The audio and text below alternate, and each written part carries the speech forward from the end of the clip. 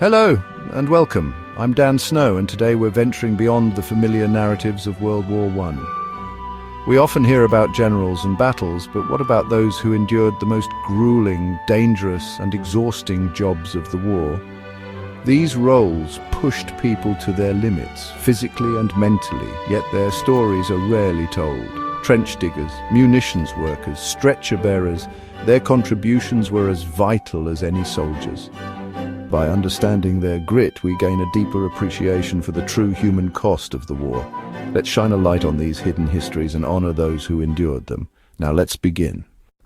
When we picture World War I, we see trenches, but rarely do we consider the men who built them. Trench diggers or sappers were armed with spades, not rifles, battling the earth itself. They dug day and night in all weather, muscles straining against mud and clay. The ground was often waterlogged, turning every shovelful into a fight against thick, sucking sludge. Each trench, dugout or communication line meant moving tons of earth by hand.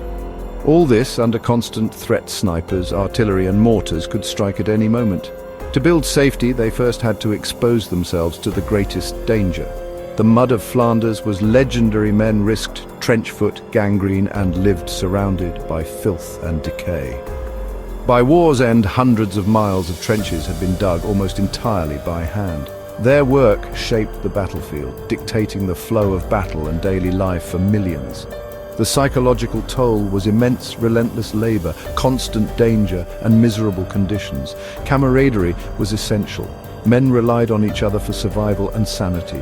The noise was deafening. Artillery, rifles, machine guns, a constant nerve-shredding backdrop. A moment's inattention could be fatal. Next time you see a trench photo, remember the sweat, blood and willpower poured into that mud. Trench diggers weren't traditional combatants, but their job was among the most demanding and essential of the war. They built the very framework of the conflict. Their endurance and sacrifice are a testament to human resilience. Without them, the war as we know it would have been impossible. They were the foundation of the Western Front. Before reliable radios, how did commanders send vital messages? They handed them to a man and told him to run. The frontline runner was the human link carrying orders through a landscape of death. Every trip meant crossing shell craters, barbed wire and mud under the eyes of snipers and machine gunners. There were no safe routes. Every run was a gamble with fate. Casualty rates were staggering. Runners were moving targets, forced to zigzag, crawl and dive for cover. Physical demands were brutal, running long distances, weighed down through treacherous terrain. A twisted ankle or exhaustion could mean death. Mentally, it was a job of profound isolation. Once you left the trench, you were utterly alone. Darkness brought new dangers, tripwires, hidden craters, sudden flares. Runners memorized the ever-changing landscape, knowing a wrong turn could be fatal. When phone lines were cut, runners were the only link delivering news that could save hundreds. The entire command structure depended on their courage. Their heroism was quiet, often uncelebrated, but essential. For every message delivered, many runners fell, lost in the mud of no man's land. To accept this duty was to accept the overwhelming probability of death. It was one of the loneliest, most dangerous jobs of the war. Their bravery kept the army connected. They were the lifeblood of the front. Poison gas was one of World War I's most insidious horrors. To defend against it, someone had to test the gas masks by walking into clouds of lethal chemicals. Gas mask testers entered sealed chambers filled with chlorine, phosgene or mustard gas, trusting their lives to a piece of rubber and canvas. Their mission: breathe, move, and hope the mask held. The psychological terror was immense. Knowing a single leak could mean agony or death. Early masks were primitive, uncomfortable, and hard to breathe through. Testers emerged drenched in sweat, nerves shredded, even when things went right. When things went wrong, a faulty seal, a tear, they inhaled poison, risking slow, painful death. As new gases appeared, testing never stopped. These men were human guinea pigs in a deadly arms race. Their work was hidden but vital. Every soldier who survived a gas attack owed his life to these testers. They faced invisible death so others might live. Their courage saved hundreds of thousands. It was a job of terror, sacrifice, and scientific necessity. Without them, gas attacks would have been far more devastating. They stood on the front line of chemical warfare. Their contribution was unglamorous but essential. They risked everything for the safety of others. Theirs was a hidden heroism. Amidst the chaos of battle, the wounded's only hope lay with the stretcher bearers. Often unarmed, they braved gunfire and shelling to retrieve the injured from no man's land. Their mission: save lives, not take them. They moved through storms of steel, focused on finding the living among the dead. Carrying a wounded man across mud and craters was exhausting, sometimes taking hours for a few hundred yards. The Red Cross offered little protection. Snipers and shells didn't discriminate.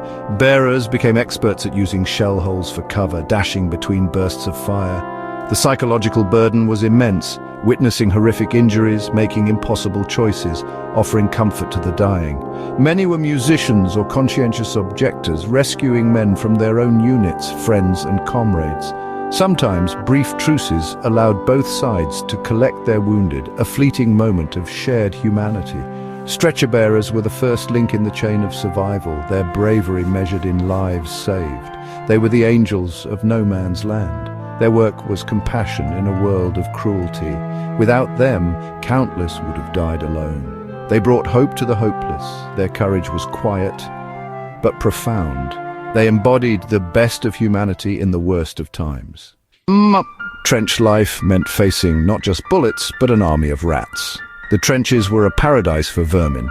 Food scraps, waste, and unburied bodies fed a massive infestation. Some rats grew as large as cats, brazenly stealing food and gnawing on the dead. The rat catcher's job waged a relentless battle against this tide of disease and filth. Not an official role, but a grim necessity. Soldiers set traps, used poison, or hunted rats with clubs and bayonets. The real threat was disease. Rats spread deadly infections like Weil's disease, a constant danger in unsanitary trenches. Some men became skilled hunters, using terriers or competing to kill the most rats. Rat catchers ventured into the filthiest corners, latrines, rubbish pits, abandoned dugouts. The psychological impact was severe: constant scratching, scurrying, and the knowledge that rats feasted on fallen comrades. Their work provided a small measure of control and relief for others. It was a thankless, disgusting job, but vital for health and morale. They fought a biological war against an enemy that never slept. The rat catcher's struggle was another layer of trench warfare's grim reality. They helped keep disease at bay and spirits from breaking. Their battle was against nature itself. The war wasn't just fought in trenches, it raged in the munitions factories at home. Millions, mostly women, worked long, grueling shifts with toxic chemicals and volatile explosives. Filling shells with TNT turned their skin yellow, earning them the name Canary Girls. This yellowing was a sign of poisoning. Many suffered permanent health damage or died. The work was exhausting, repetitive, and dangerous. Beyond poisoning, the threat of explosion was constant. A single mistake could destroy an entire factory. Catastrophic blasts like the Silvertown explosion killed dozens and injured hundreds. Every worker knew the risks, but the need for shells was relentless. The machinery was unforgiving. Accidents were common and injuries frequent. Despite the dangers, camaraderie and pride grew among the workers. They sang, formed teams, and broke new ground for women in the workplace. Their efforts were crucial for the war and for women's rights. The munitionettes were an unseen army, arming the nation at great personal cost. Their heroism was industrial, their sacrifices profound. Without them, the guns would have fallen silent. They faced death daily, not from an enemy, but from the tools of war itself. Their work demanded fortitude and sacrifice. They were the backbone of the home front. 'Neath no man's land, a silent war raged, fought by tunnel miners. These men, often former coal miners, dug narrow tunnels under enemy lines to plant explosives. They worked in suffocating darkness, crawling for hundreds of feet, always fearing collapse. Silence was vital. Enemy miners dug toward them, listening for any sound. Underground combat was brutal, fought in pitch black with pistols, clubs, or bare hands. The psychological strain was extreme claustrophobia, fear of being buried alive, and constant tension. Listening posts became nerve-wracking tests of endurance. The culmination, massive mine detonations like Messines Ridge, obliterating enemy lines in seconds. For every explosion, there were countless hours of perilous labor. Flooding, gas, and cave-ins were constant threats. Tunnel miners were a small elite group, but their impact was immense. They broke deadlocks and paved the way for advances. Their war was fought in darkness, their enemy often just feet away. It was a job that pushed men to the edge of endurance. Their work was hidden, but their legacy explosive. They were the unseen architects of victory and tragedy underground. From trench diggers to tunnel miners, these jobs revealed the true endurance behind World War I. These weren't roles of glory, but they were the backbone of the war effort. Their stories remind us that war is fought with spades, stretchers, and resilience.